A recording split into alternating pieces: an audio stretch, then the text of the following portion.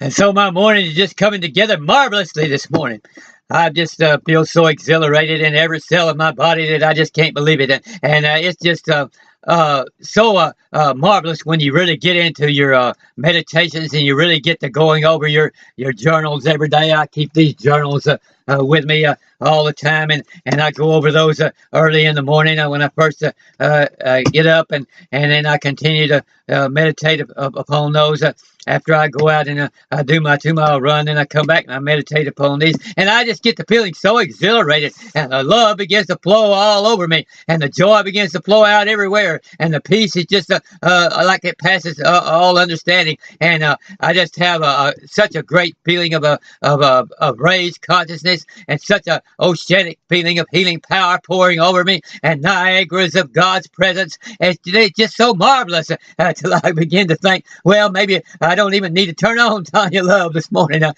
Maybe I'll just do some other kind of computer work or something. I won't even turn on Tanya Love because I feel so good already. But she always makes a liar out of me every time I do that. Every time I start thinking that I'll be just as joyful and happy if I skip the program. But then I begin to go about doing my task, and then I realize that I've really missed something by not turning on her program that morning. And so then I go back and I turn on her program, and she makes a liar out of me and makes me realize how much I would have missed if I hadn't have gone back and turned that program on. And so now I've got to where I always turn it on every morning for breakfast, and it always lifts me up and raises me up to a higher level, and I wouldn't miss her programs for anything. Every morning for breakfast, it's a regular thing with me. I have to have her program going on while I'm eating that breakfast, and it makes the food go down. It seems like the food just digests better and everything, and you know, she has her thoughts all in order, you know. And then when you first get up in the morning, you know, you want your breakfast to all be right in order. You want your coffee to taste just right, and you want everything to just be right, you know. And so then if you eat your breakfast along with a good program like this with somebody that's got it together and got their thoughts going good and got marvelous ideas coming at you while you're eating, it just makes everything go, makes the food go down better, makes the coffee taste better, everything just goes better. And so I'm going to get her going and just see if you know, as high as I feel this morning and everything, she just may not be able to do it again. But she always, if I say that, I know I'll be lying. And so I'm going to find out how much higher she can raise my consciousness this morning, and what all she can do for me today. And see what Tanya, what do you got for us this morning? Greetings, everyone. Greetings. I'm Tanya Love, and thank you for joining us today. Oh, yeah, look at that smile. I hope that you all had a wonderful week throughout the last week, and I'm curious to hear back from some of you as far as feedback of what you went through last week and what you kind of saw as awareness and observation of places that you could shift, places that you could grow, and maybe just seeing those things that were coming up in your movie that are challenging you and helping you to really use greater discernment and to trust and flow. So today, if you would like, I encourage you to call in with your questions or comments, and as well as if you want to just write in questions right there, Amnon, my behind-the-scenes angel, will be helping. So if you want to send any questions, then he'll let me know. And I really would love to hear from you today, because in the last few weeks, I've really been seeing a lot of people on Facebook, as well as clients and friends, family, that has been coming to me, and they're really burdened. A lot of people have really been feeling this heaviness and intensity of energy that's really working them over, doing a number on a lot of souls out there. And so the first thing I feel that is important to share is that you're not alone, and that we're all going through this evolutionary process together. So I know that sometimes when you're experiencing what many refer to as the dark night of the soul, or just that process where I like to call it the cocoon phase, like you were a caterpillar, you really identified being that caterpillar, and then you're entering the cocoon phase, and now you're losing all sense of identity. Everything that you've known it has to fall away. for the metamorphosis to happen and take place, you can transform into this new form that you're ready to embody. Yes, in the case of the caterpillar, you're going to become the butterfly. So for many of you, as you're going through these ascension symptoms, which are natural. Ascension is something that is just a natural, universal energy that we all go through. We've been going through it our whole lives, and it's just part of evolution. And as our vibrational energy raises in its frequency and shifts, we end up channeling more consciousness. We are drawing in greater awareness and greater light. And so there's a process that happens where that very dense, heavy energy that you once identified with will no longer feel good to you. And it will, in fact, it'll start feeling like the universe is kicking your ass. I'll just be honest. And some people really, if they don't understand what's happening, they become very fearful, and that fear amplifies that intensity. And so it's really important that we first of all understand that we're all evolving, and it's happening. Like, you can either go with it or you can resist it, but it's happening. And so what I would encourage you to do is to go with that expansion and to understand that it's natural, and to just allow the energy to move through you and to be part of you, but not attach yourself to anything. I feel for myself, I've been tested with this so much in the past few weeks. Opportunities will come. My mind is like, "Ooh, that sounds fun. Let's do that." And I get excited about something, and then I go and I tune in further, and I feel the energy. I feel what's happening more than what I'm being told. And I have to realize, wow, this is really not what I thought it was going to be. Like, this is an illusion. It's not really for my highest good. And so the wisdom in me tells me, it's okay. You are here to learn from this. You are here to learn discernment. And now you can let go and you can move on. This was part of an initiation, if you will. And many of us are going through this. I feel that a lot of the souls on this planet that are very sensitive, a lot of the earth angels and the indigo children, crystal children, star children, there's all these different souls, and we're all one, we're all connected. Everything affects the whole. So our thought ripples out, and it connects to other people's thoughts that ripple out, that create a global consciousness. There you are. And it affects so much. And so it's really important that we remember that oneness and that unity consciousness is our truth, and not be too attached to the separation feeling of difference, because we're one, we are different. Right. And different energies are going to vibrate at different frequencies.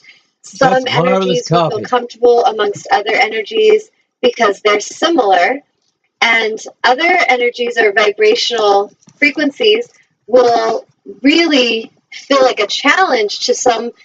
So, like, let's say if there's a very high frequency being that enters into a space, it can challenge the lower vibrational energies if there's not alignment and integrity, because that's what that high vibration is there to do. It's there to shine the light. It's there to lead the way, to shine the light to greater alignment. Now, what I've learned is that that's not always something that everyone's excited about, and often earth angels are messengers for source. They're messengers for spirit and higher consciousness. So at times, for my own journey, I'll share that I have been tested so many times with, I'm given awareness, I'm shown truth, and I'm given even the energetic pattern and shown why it's happening, and, brought the understanding and the clarity. And then there's the level of having the courage to share that message. And what I've noticed is that many souls that dare to share the truth and share their awareness I'm watching have her in been the camera. ridiculed. They've been I see her. publicly humiliated or destroyed. They've had people lash out at them, make up things and manipulate them, try to make them look bad. And what I understand is that has nothing to do with us. It has everything to do with them. However, I see how it could be a really big obstacle for really shining truth and light. And so I have such compassion for each of you that are going through that are in environments, maybe you're in a family situation, or you're working at a job, or you are involved in a group of people where you just feel there's energies that are very manipulative and no one's daring to challenge them because this energy really puts out a good vibe of don't you dare challenge me because I'm in charge. And that's something that we each have to have the courage to face it anyway. And we can handle it with grace and love, and we don't have to be angry and attack. But I do feel it's really important that if something is brought to our awareness that is out of alignment, especially if it's something that we know is going to touch many lives, we can sense that that person's energy could have the potential to really cause a lot of destruction. It's really important that we speak truth and that we stand in our power and not be afraid of the consequence, not be afraid of them ridiculing us or stripping away a title or telling the world to not like us and everyone unfriend them on Facebook. You know, all these things, they can create a lot of fear in us, but all of that is connected to ego, and it's really not serving us to stay in those ego places.